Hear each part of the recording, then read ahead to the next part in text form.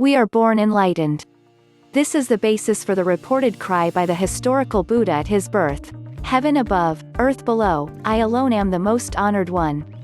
Every child's first cry contains this statement, if you listen carefully.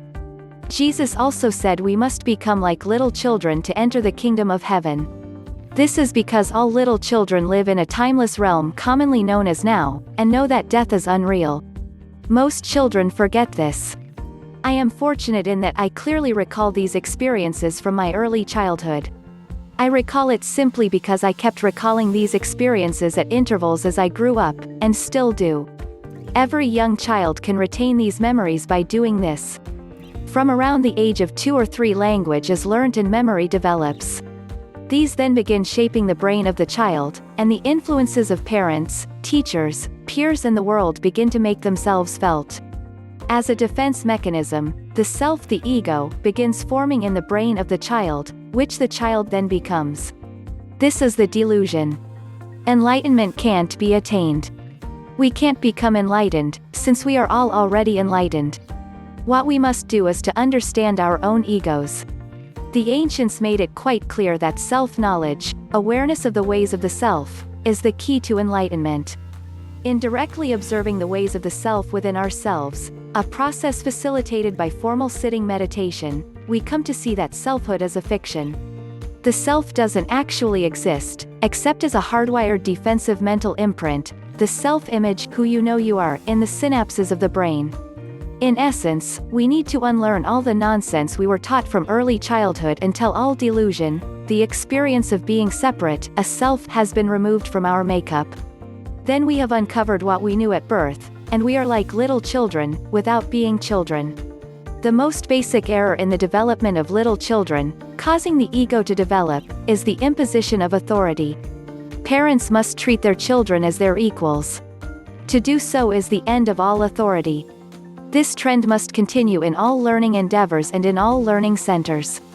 As long as something is imposed on children from the outside, your values, beliefs, do's and don'ts, musts and must-nots, the ego will inevitably develop, covering up the real, original nature of the child. Not imposing authority doesn't mean license.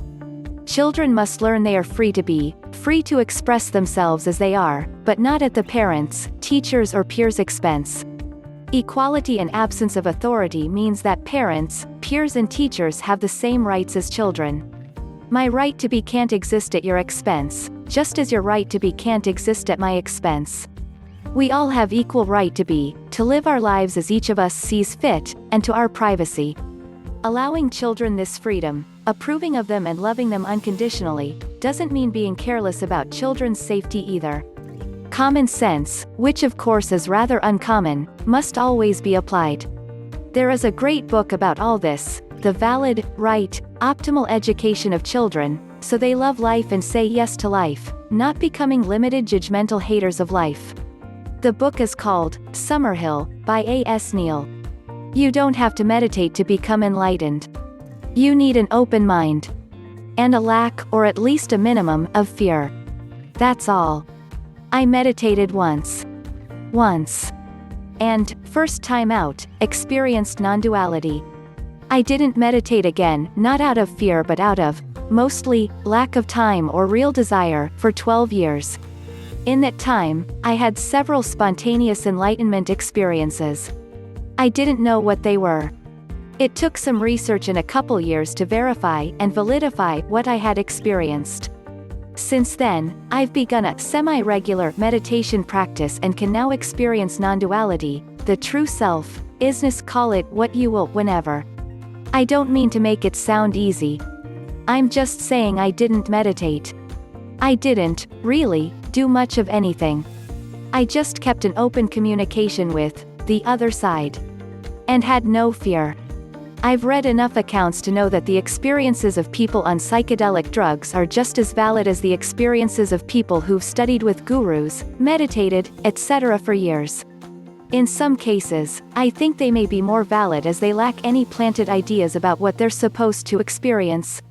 When trying to verify my own experience, the person who actually came closest to describing one aspect of what had happened was, of all people, Michael eat food. Not a lot, mostly plants. Pollen in his book, How to Change Your Mind. And he was very much a skeptic. So meditate. Or don't. If you do, choose guided if you find them more interesting, or buy a book, like I did, and try to figure it out for yourself. There are different opinions about enlightenment and different schools of thought about it. I believe and simultaneously don't believe in enlightenment the way I believe and don't really believe in God. This paradox and apparent contradiction is real. It is beyond traditional logic, but it's the only way to wrap our minds around the wheel of life and death. What if enlightenment was a concept that we constructed but did not really correspond to its own distinctive reality? For example, if you wake up and you are feeling in a good mood, feeling generally happy and optimistic about your life, what is really happening there? One generally says, "I'm in a good mood today." What truth or realization did you realize then? That the world is always great? Is it really free of all suffering? Not really, right? It's not something you can touch, right? So to what extent is enlightenment a reality or permanent realization rooted in an existing phenomenon? It's not really like that, right? At best, it is an understanding or way of seeing things for a while. A fleeting state of life. This is also always changing, just like everything. A seed is not a tree, but it can become one. A dead tree does not cease to be, it is just in a different state. It becomes what feeds the seed.